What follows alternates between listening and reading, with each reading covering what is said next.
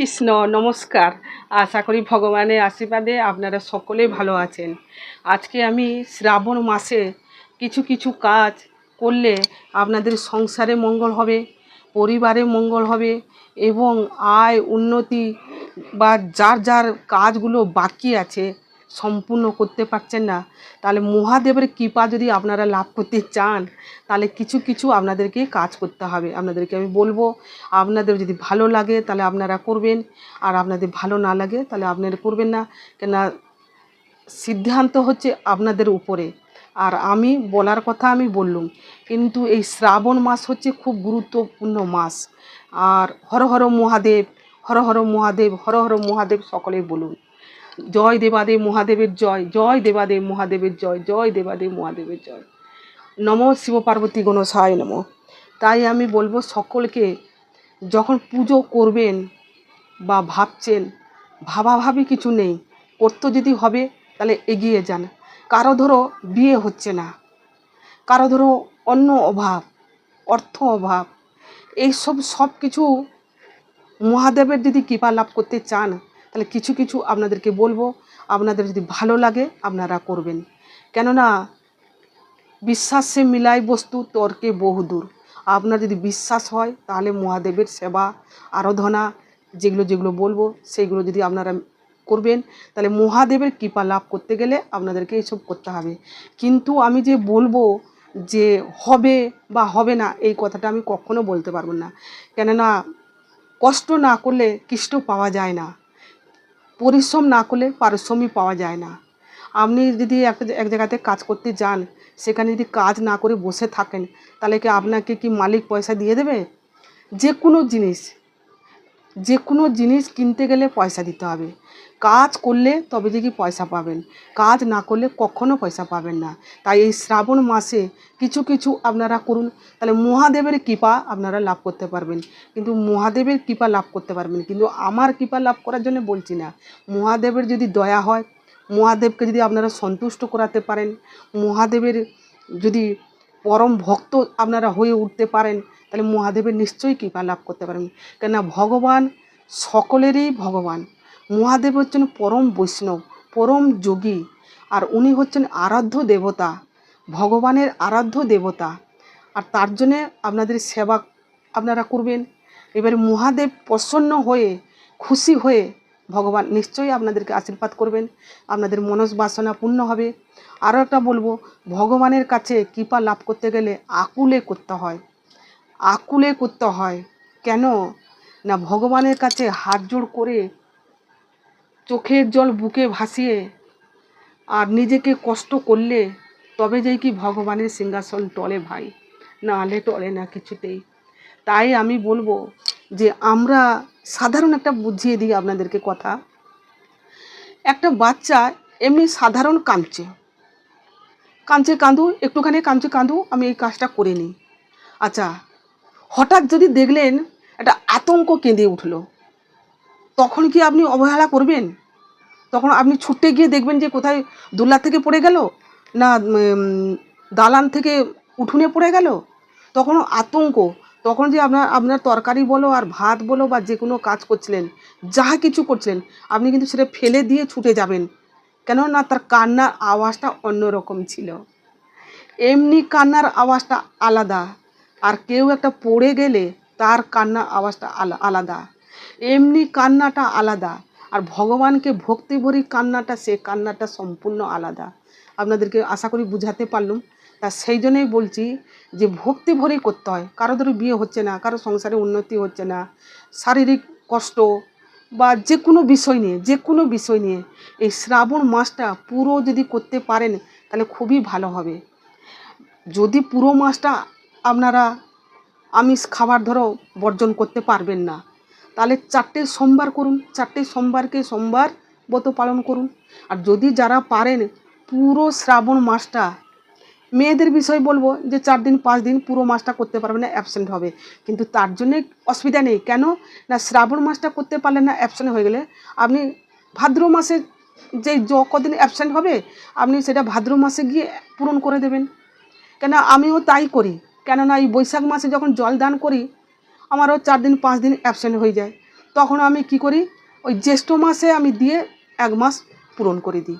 তার জন্যই বলছি জলধারা যখন দিই বৈশাখ মাসে, তার জন্যে পূরণ করে দিতে হয়। তাহলে আপনিও সেইটাই করবেন, যে আপনার ধরো অসুবিধা হলো, আপনি দিতে পারলেন না, তাহলে শ্রাবণ মাস কেটে গেল, আবার ভাদ্র মাসে আপনি দিলেন, তাহলে পূরণ হয়ে গেল। তাহলে সেইভাবে আপনি করবেন। আর সকলকে বলবো, এই শ্রাবণ মাসটা হচ্ছে খুবই গুরুত্ব মাস, মহাদেবের মাস। আর 4টে সোমবার যারা পারলেন করবেন, অতি অবশ্যই করবেন। আর যারা পারবেন শরীর বুঝে তাহলে 1 মাস নিরামিষেও আহার করতে পারেন। মহাদেবের শ্রাবণ মাস 1 মাস ব্রত পালন করবেন। আর যদি পারবেন না, অসুবিধা, তাহলে অন্তত 4টে সোমবার পালন করুন, অন্তত 4টে সোমবার পালন করুন। এতে সোমবার আপনি পারলে নিরামিষই অন্ন আহার করতে পারেন, সবজি ডাল অন্ন আহার করতে পারেন। আর না হলে ফল জল সাবু এইসব খেয়েও পালন করতে পারেন। আপনার যেটা সুবিধা হবে সেইটাই আপনি করবেন। কেন শ্রাবণ মাস হচ্ছে গুরুত্বপূর্ণ মাস। আর উনি হচ্ছেন আরাধ্য দেবতা, ভগবানের প্রিয় সখা।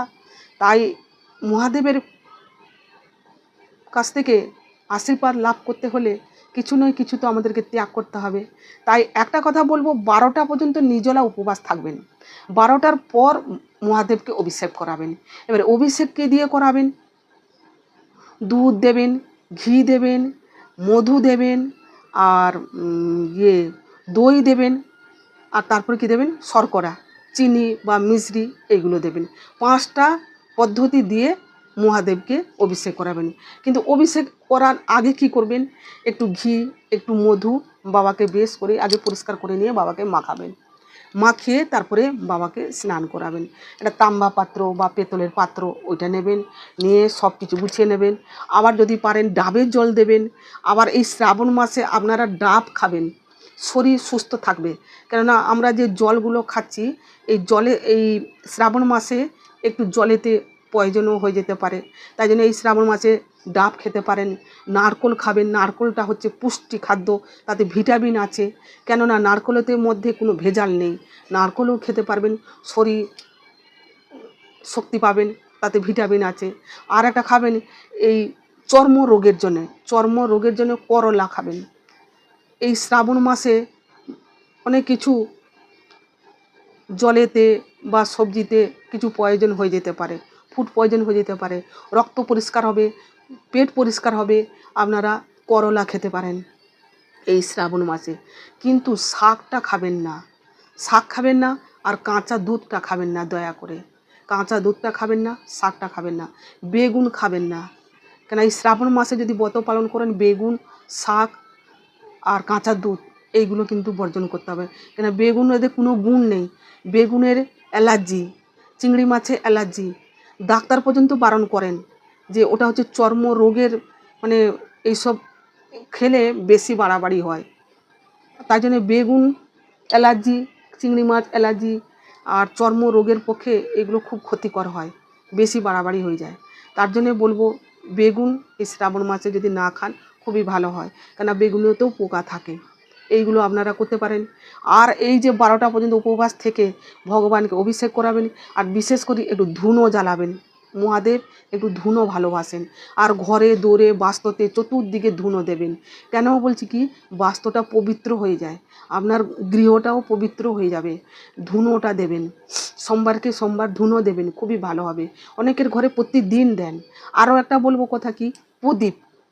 অনেকে কি করে, আজকে যে সন্ধ্যা দিল সেই প্রদীপটা থাকলো, তারপর যেন বাটিটা একটু বাড়িয়ে দিয়ে তেল দিয়ে আবার জ্বালিয়ে দিল। কখনও ওই কাজটা ভুলে করবেন না। কেন না, একবারে যে থালাতে আমরা খাবার খাই সেই থালাটা কিন্তু এঁটো হয়ে যায়। সেই থালাটা আমরা ধুয়ে তারপরে আমরা খাবার খাই। কিন্তু সেরকম যখনই ভগবানকে আমরা প্রদীপ দান করছি, তখনই সেই প্রদীপটা এঁটো হয়ে গেল। সেই প্রদীপটা ধুয়ে মুছে, যেরকম আমরা বাসি কাপড় ধুচ্ছি, স্নান করছি, বাসি ঘর মুছছি, বাসি কাপড় ধুচ্ছি, সেরকম বাসি প্রদীপটা অতি অবশ্যই আপনারা ধুয়ে পরিষ্কার করে নিয়ে সুন্দরভাবে আবার নতুন করে সাজাবেন, আবার নতুন করে ভগবানকে দেখুন। একটা ঘিয়ের প্রদীপ দেবেন। আর যখনই প্রদীপটা দেবেন, একটা পাত্রতে ফুল দিয়ে পুষ্প প্রদীপ সাজাতে পারেন। আর না হলে একটু আতপ চাল দিয়ে, তাম্বা পাত্র হোক পিতল পাত্র হোক, সেটাও করবেন। আরও একটা কথা বলবো, তেলের যেটা দিয়ে জ্বালছেন তেল দিয়ে জ্বালাবেন, তিল তেলেও জ্বালাতে পারেন, সরিষা তেলেও জ্বালাতে পারেন, ঘি দিয়ে জ্বালাবেন। ঘি দিয়ে যদি জ্বালান, একটা ডাঁ দিকে সরিষা তেলের প্রদীপ জ্বালাবেন, একটা বাঁ দিকে ঘিয়ের প্রদীপ জ্বালাবেন। আর ঘিয়ের প্রদীপেতে তেল দেবেন না, আর তেলের প্রদীপতে কখনো ঘি দিয়ে দেবেন না। তাহলে এতে সংসারে মত অমরত হবে, মতবিরোধী হবে, মতবিরোধী হবে, সংসারে অশান্তি ঝগড়া এগুলো হয়। তেলের সঙ্গে কখনো ঘি মিশে না, ঘির সঙ্গে কখনো তেল মিশে না। যেরকম বলা হয় জলের সঙ্গে তেল মিশে না, সেরকম ঘির সঙ্গে যদি তেল ঢালেন সেটা মতবিরোধী হয়ে গেল। তাই জন্য বলছি কখনো ভুলেতে এই কাজটা করবেন না, ভুল করেও। আর ধূপকাঠি আজকে জ্বালালেন, কালকে ফেলে দেবেন, তারপরে জ্বালাবেন। সেই পোড়া কাঠিটা থেকে গেল, তারপরে আপনি আবার একটা জেলে পুঁতে দিয়ে এলেন, কিন্তু সেটা কখনো ভুলে করবেন না। সেটা মঙ্গল নয়, সেটা অমঙ্গল হলো, ও কল্যাণ হলো না। তাই জন্য এইগুলো করবেন। আর মহাদেবকে কখনো সিঁদুরে টিপ দেবেন না। মহাদেবকে চন্দনের, নয় রক্তচন্দন দেবেন, লাল চন্দন, আর না হয় সাদা চন্দন দেবেন, এইটাই দেবেন। আর মহাদেবকে বেলপাতা, শ্রীফল মানে কি নারকলও দিতে পারেন, আবার নাহলে বেলও দিতে পারেন। মহাদেবকে নিখুঁত বেলপাতা, 5টা পারলে 5টা, 11টা পারলে 11টা, 21টা পারলে 21টা, 28টা পারলে 28টা, আপনি 51টা বা 108টা, আপনি যতটা পারবেন ততটা পারেন। আবার একবারে যদি না পারেন একটা দেবেন নিখুঁত পাতা। আবার যদি তাতে যদি চন্দন গুলিয়ে একটা ঝাঁটার কাঠি বা যে কোনো একটা কাঠি, দেয়াশলি কাঠি, ও যে কোনো একটা কাঠি, ভালো কাঠি ধুয়ে নিয়ে তাতে তুলোটা লাগিয়ে চন্দনেতে করে বেলপাতাতে ওং নমঃ শিবায়, ওং নমঃ শিবায়, ওং নমঃ শিবায় এরকম যদি লিখে মহাদেবকে যদি অর্পণ করেন আরও ভালো হবে। আপনারা এগুলো করতে পারেন। আবার নিজের মনের বাসনা কথাও বলবেন। আরও একটা কথা বলবো, শিবকে যখন অভিষেক করাবেন তখন বাসুকিকেও অভিষেক করাবেন। আবার যদি নন্দী মহারাজ আছে তাকেও অভিষেক করাবেন, নন্দী মহারাজকে অভিষেক করাবেন, তাকেও পুজো করবেন। আর কেন বলছি অভিষেক করাতে পুজো করতে বলছি কেনা, কারো যদি মনস্কামনা কিছু যদি বলার আছে নন্দীর কানেতে গিয়ে বলবেন। যে কোনো মন্দিরে যদি পুজো দিতে যান দেখবেন নন্দী সব সময় মহাদেবের সামনে বসে আছে, সে পাহারা দিচ্ছে, বাবাকে পাহারা দিচ্ছে। তার জন্য বলবো মহাদেবকে যখন অভিষেক করাবেন নন্দী মহারাজকেও অভিষেক করাবেন, ওকেও পুজো করবেন, ফুল দেবেন, মালা দেবেন, সব কিছু আপনারা করবেন। আর নন্দীর কানে কানে মনের বাসনা কথা বলবেন, সে ঠিক মহাদেবের কাছে গিয়ে খবরটা দিয়ে দেবে, মহাদেবের কাছে পৌঁছে দেবে। কেন মহাদেব হচ্ছেন ভোলা মহেশ্বর, উনি ধ্যানে বসেন। ভোলা মহেশ্বর কেন বলা হয় না, উনি ভুলেও যেতে পারেন, ভুল তো হয় না তবু বলছি, ওনার নাম ভোলা মহেশ্বর। আরও একটা বলা হয় যে অল্পতে উনি সন্তুষ্ট হয়, তার জন্য ওনাকে বলা হয় আশুতোষ বলা হয়। যে আশুতোষ বলা হয় কেন, উনি অল্পতে সন্তুষ্ট হয়, তার জন্যে ওনাকে বলা হয় আশুতোষ। তাই এটা আপনারা বুঝতে পারছেন। আর উনি হচ্ছেন খুবই মহান, খুবই মহান, তার জন্য বলা হয় যে মহাদেব, উনি মহান বলে ওনাকে বলা হয় মহাদেব। আবার একটা কি বলা হয় নীলকণ্ঠ। কেন নীলকণ্ঠ বলা হয় না, এই শ্রাবণ মাসে আপনারা বুঝতে পারছেন, এই শ্রাবণ মাসে সাগর মন্থন হয়েছিল অমৃত তোলার জন্যে। তাই এই সাগর মন্থন কীভাবে করেছিলেন, যে হিমালয় পর্বত সাগরে ফেলা হয়েছিল মন্থন করার জন্যে, তখন ওটা ভেসে উঠে, তখন ভগবান শ্রীবিষ্ণু নিজে স্বয়ং ওই কচ্ছপের রূপে উনি সাগরের নিচে, সাগরে মানে ওই যে পর্বতটা ফেলা হলো তার নিচে ওটা রাখা হলো, ওই কচ্ছপ থাকলেন, ভগবান শ্রীবিষ্ণু কচ্ছপ রূপে হলেন, তার উপরে ওই পর্বতটা বসানো হয়েছিল। আর সাগর মন্থন করা হয়েছিল, একদিকে ছিলেন দেবতা, একদিকে ছিলেন অসুররা। এবারে অমৃত লাভ করবেন বলে অমর হবেন, দেবতারা তো অমর, আর অসুররা যদি অমর হয় তাহলে তো আর পৃথিবীতে তো ধ্বংস হয়ে যাবে, তাহলে দেখা যাবে না। তার জন্যে এই অমৃত লাভ করার জন্যে সাগর মন্থন করা হয়েছিল। তাই মা লক্ষ্মী এই অমৃত কলসি নিয়ে পাতাল থেকে উঠেছিলেন। আপনারা নিশ্চয়ই জানেন দুর্বাসা মুনির অভিশাপে মা কমলা পাতালে চলে গেছিলেন। এই কাহিনীটা আমি এর আগে বলেছিলাম, আমার ভিডিওতে আছে, আপনারা দেখে নিতে পারবেন। তাই মা কমলা উঠেছিলেন।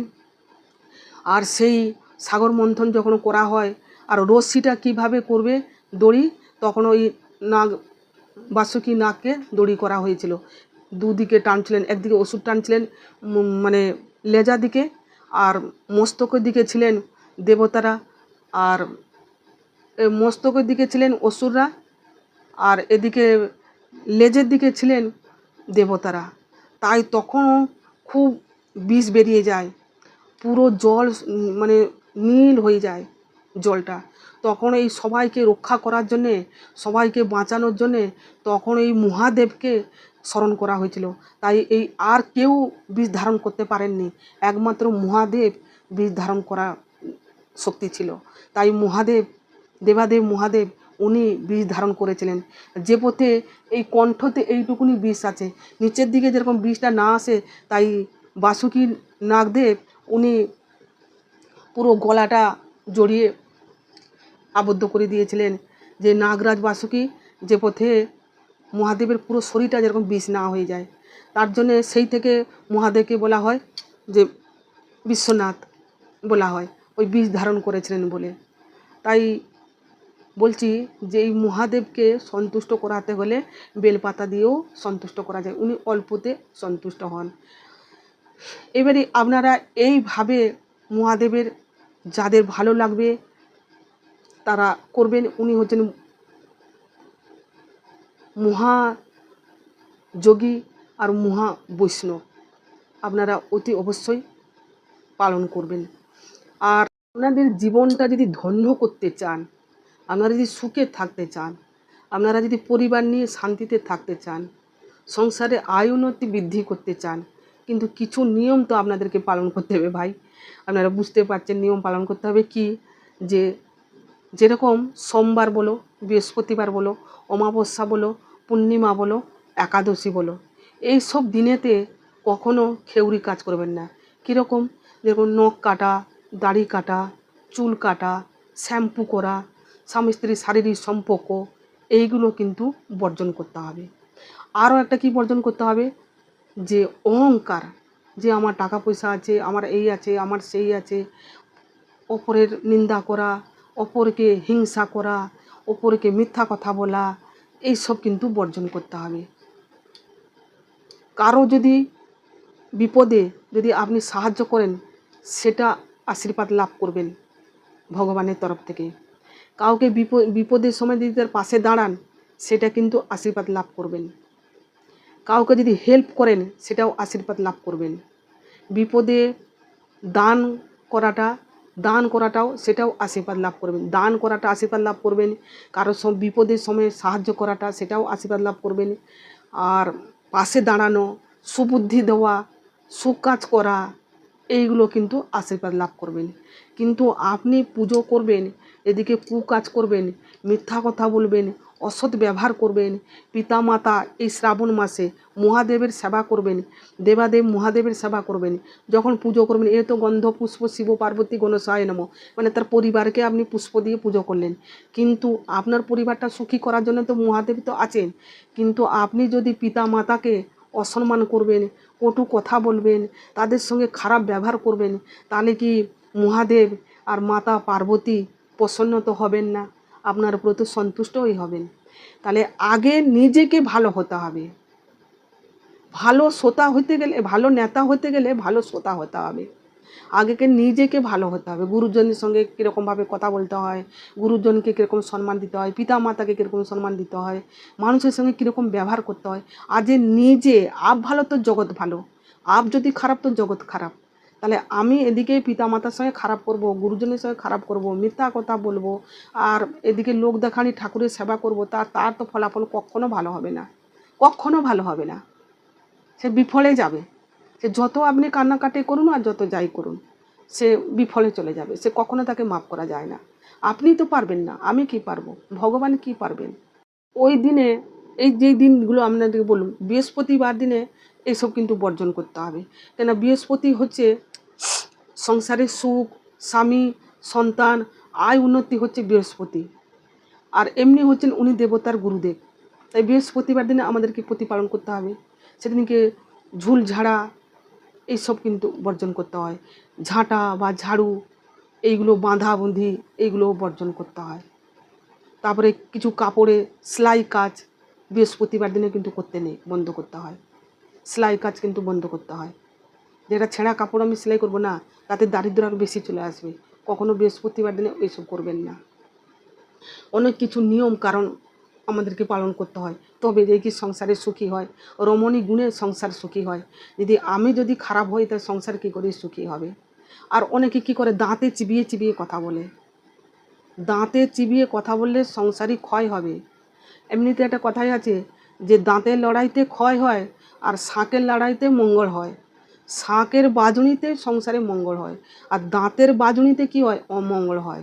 তার জন্য দাঁতটাও খাবেন না, কখনো দাঁত চিবিয়ে কথা বলবেন না, এটা খুবই খারাপ জিনিস।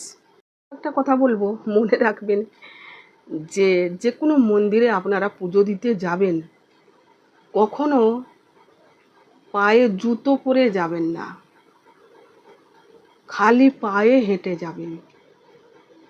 আপনারা দেখেছেন কি না জানিনি, শুনেছেন নিশ্চয়ই, তারকেশ্বরে যে সবাই যে জল দিতে যাচ্ছে এই শ্রাবণ মাসে, কেউ কখনো জুতো পরে যায় না, সব খালি পায়ে হেঁটে যায়, খালি পায়ে হেঁটে আসে। এমনকি আমাদের ছেলেরাও যায়, ঘর থেকে খালি পায়ে চলে যায় আর আসেও খালি পায়ে। তাই জন্য কখনো মন্দিরে পুজো দিতে গেলে কখনো জুতো পরে যাবেন না ভাই। আপনারা খালি পায়ে হেঁটে যাবেন, খালি পায়ে হেঁটে আসবেন, তাতে সন্তুষ্ট হবেন।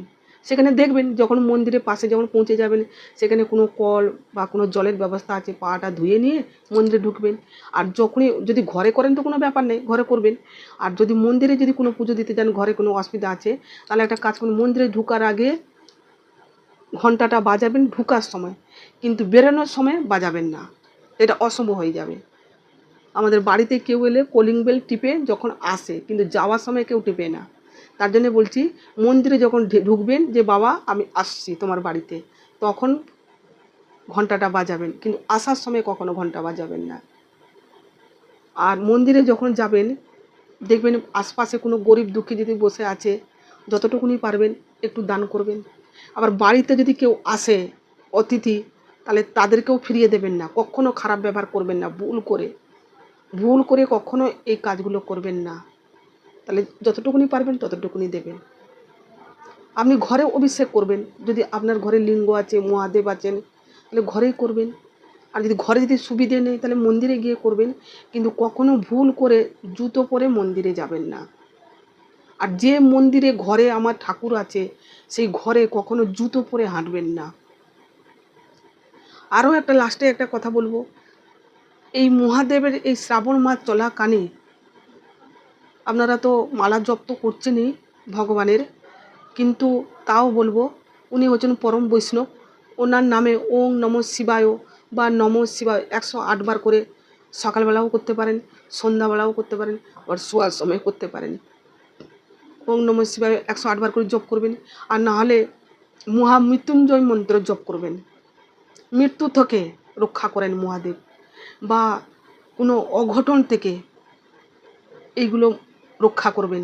তাহলে মহামৃত্যুঞ্জয় মন্ত্র আপনারা জপ করতে পারেন। আপনারা নিশ্চয়ই জানেন, ওং ত্রয়ম্বকম যজামহে সুগন্ধিম পুষ্টিবর্ধনম উর্বারুকমিব বন্ধনা মৃত্যুমুখ্যমৃতাৎ। ওং ত্রয়ম্বকম যজামহে সুগন্ধিম পুষ্টিবর্ধনম উর্বারুকমিব বন্ধনা মৃত্যুমুখ্যমৃতাৎ। ওং ত্রয়ম্বকম যজামহে সুগন্ধিম পুষ্টিবর্ধনম উর্বারুকমিব বন্ধনা মৃত্যুমুখ্যমৃতাৎ। এইগুলো জপ করবেন, অকাল মৃত্যু থেকে মুক্তি লাভ করতে পারবেন, কোনো বিপদ থেকে রক্ষা হবে, আপনার অকাল মৃত্যু থেকে বাঁচতে পারবেন। তাহলে মহাদেবের উনি হচ্ছেন মহাকাল ভৈরব। তাই জন্য বলছি, এই শ্রাবণ মাস যতদিন চলছে, আপনারা যাদের ভালো লাগবে এই পদ্ধতিগুলো আপনারা করবেন, আর যাদের ভালো লাগবেন না তাহলে করবেন না। আর অতি অবশ্যই যদি আপনাদের ভিডিও ভালো লাগে, বন্ধু বান্ধব আত্মীয় স্বজন তাদেরকে শেয়ার করবেন, তাদেরকে করতে বলবেন, কেননা উনি হচ্ছেন পরম বৈষ্ণব আর মহাযোগী। আর এদিকে হচ্ছেন আরাধ্য দেবতা, ভগবানের প্রিয় সখা। আপনারা করবেন। আর যদি ভালো লাগে অতি অবশ্যই লাইকটা করবেন। আপনাদের কাছে আমি এইটুকুনি আশা করি যে লাইকটা করবেন অতি অবশ্যই। আর নতুন বন্ধু যদি হয়ে থাকেন, নতুন নতুন ভিডিও পাওয়ার সুযোগ জন্যে, তাহলে সাবস্ক্রাইবটা করবেন। আর কারো যদি কোনো প্রশ্ন থাকে হর হর মহাদেব বলে কমেন্ট করবেন, আর নাহলে জয় শ্রীকৃষ্ণ, রাধে রাধে, হরে হর মহাদেব। আমি তাহলে এইখানেই শেষ করছি, পরে ভিডিওতে আবার দেখা হবে। নমস্কার, হরে কৃষ্ণ, হর হর মহাদেব।